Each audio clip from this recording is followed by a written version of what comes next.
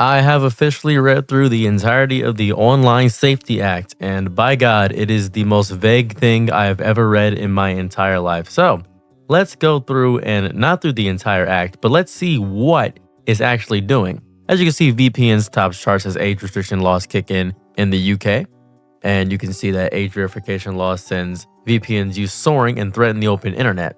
Now, you're probably wondering what's going on, why Spotify is forcing users to undergo face scanning to access not even just explicit content, just content that is deemed explicit. Anything that's viably harmful for somebody that is a child. Anything that's slightly harmful for a child. I am now witnessing what this truly means in full effect, and it is horrifically bad. It is the worst thing I've ever seen in my life. So, the Online Safety Act targets children. Now, you're probably wondering what that means. So I'm going to break this down as interestingly as I possibly can. It sounds like a good thing if you've never actually read the act. If you've never lived online and never tried to say anything remotely complicated, controversial, or real on the internet, the Online Safety Act sounds amazing. The name alone feels like it was cooked up in a lab of compassion where people said it's safety, it's online, it's for kids. Oh man, that's insane. That's beautiful. Oh, you love it because the word safety comes in to sugarcoat what is essentially a Trojan horse, a poison apple, and you gotta eat it. And the poison is just control. It's just trying to get information from people. That's all it's doing. It's trying to get information from hundreds of people in the UK, and potentially this could be transitioning to other places. So I have never seen an act, a bill, any act, weaponize vagueness. It is terrifyingly vague. It doesn't state anything. They literally say, we'll know when we see it. What does that mean? That will make everybody nervous. Vague laws are not laws. Those are threats. They're future-proof tools for abuse, rubber stamped by governments so they can apply them however they see fit. That's like saying we're going to do anything that harms women. Okay, that means we're getting rid of tampons. Whoa, why? Tampons, if you leave them in too long, they harm women. Yeah, while not technically untrue, women know how to take it out. Yeah, no, we got to police them. It feels as if they don't want parents to take control of kids. I'm going to make videos about this for a few days because this is really strange. It is insane. It doesn't protect you. This act doesn't protect anyone. It warns you. Because they keep saying, this is for the kids, this is for the children. But when has that not been the excuse? Every time a government wants to expand surveillance, limit speech, or filter what we can or can't see, it's always the same sob story. Think of the kids. Oh, think of the children. Oh. And yeah, sure, children should be protected, but this isn't protection. This is delegated parenting. We are blaming the apps for something parents should do. Parents should restrict their children. They have parental controls for a reason, but parents don't teach their kids. They'd rather just, here goes an iPhone, little Jimmy. Here goes an iPad, little Sarah. There you go. Go off. I don't want to do with you. I don't want to make eye contact with you. I don't want to do that. That's what it is. That's what I gotta make. I'm gonna make a bigger video about this, but I gotta make a video right now because this is insane. Because the only people that win is big tech because they can sell our information to advertisers so we can get more advertisable things. That's all we're getting. And they say this like we're getting rid of PORN, the P word. We're getting rid of hate speech and scams is what we're doing. No, that's the opening pitch. They always start with that. If we're getting rid of that, are you against this? Are you against getting rid of hate speech, the P word, and scams? Is that? I'm sorry.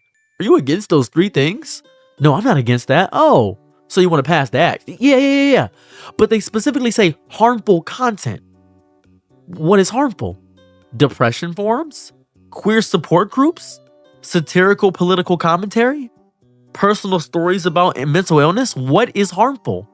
The only thing allowed online is product reviews and unboxing videos that don't threaten power because they're safe, sanitized, and advertiser friendly, but spiritually hollow. The internet is going to become a place where we can't make anything truly creative. The act also mandates encryption backdoors. You probably don't know what that means. Okay, it's saying we love your privacy and want to keep it safe, so please give us the keys to your house just in case we ever need to break in. That's what it's doing. Because it's asking for access to messaging apps. Do you realize what that means? It means every encrypted message, every private conversation, every group chat that was once secure and personal is now under theoretical surveillance. Not because you've done anything wrong, but because someone might one day abuse it. And now we all have to pay the price. It's like banning cars because someone might speed. That's what's happening. You ban cars because one person might speed. And then there's the death of anonymity. Now, granted, anonymity is, scary online because people could just say whatever they want to.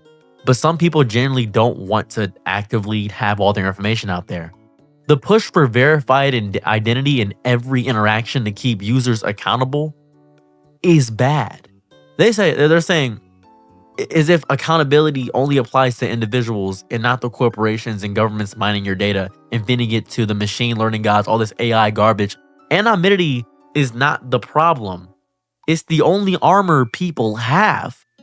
Anonymity is why whistleblowers exist. It's why queer kids survive in hostile homes.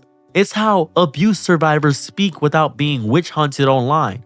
But the Online Safety Act, anonymity is dangerous, not because of what it protects, but because of what it permits. Freedom.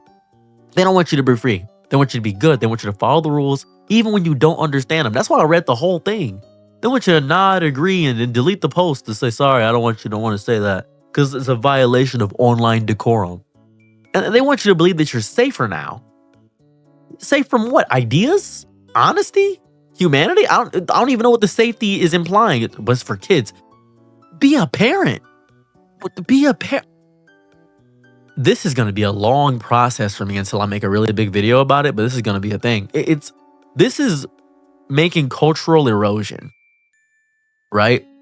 You can't have radical art without radical speech. You can't have real education without discomfort because we can't learn the history behind things. I can't say the word HITLER anymore most of the time. I can't even say guy with the, I can't even reference that. He looks a lot like Charlie Chaplin. You know what I mean? That's what I can't say that. You can't build empathy in a place where everybody's mouth is sewn shut. The bill doesn't just censor, it rewires expectations. It makes people afraid to speak at all. Because who knows what word will get you demonetized, deplatformed, or thrown in the digital limbo and give you a fine. And the companies are going to agree to it because now it's a law. This is now currently a UK-only problem. But laws travel. Censorship leaks. These acts are templates. Governments worldwide are watching this play out like a pilot episode. If the ratings are good, it gets picked up. And people will say, oh, it's going to go to US, it's going to go to Canada, Japan, anywhere where there is moral panic brewing, they'll borrow the blueprint. That's what's happening. This is new colonialism. You don't need to have dictatorship. Oh my God, I don't even know how to phrase it. It's digital dictatorship is how I can phrase it that way. That's how I'll phrase it.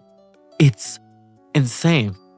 So I don't care how many TikToks explain it gently. I don't care what politician smiles while telling this. It's about reducing harm and protecting kids. Harm reduction is not about muzzling the world. It's about teaching. People have to live in it without shattering. The Online Safety Act is a prison made of suggestion, implication, and digital threats. It's the most passively aggressive authoritarianism I've ever seen. It's not gonna like punch you in the face and beat you down and put you in prison. It would just clean you into submission. My stomach hurts.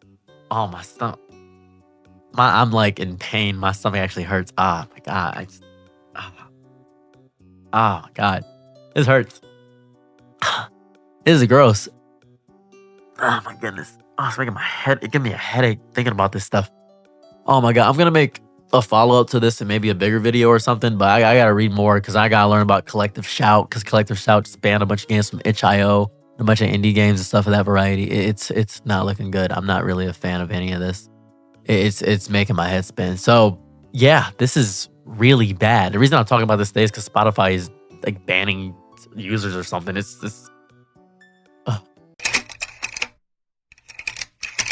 I'm your Nick at night, be my lover, slow. Happy to try what you need. Your world, I love to live in it. I love the ride when you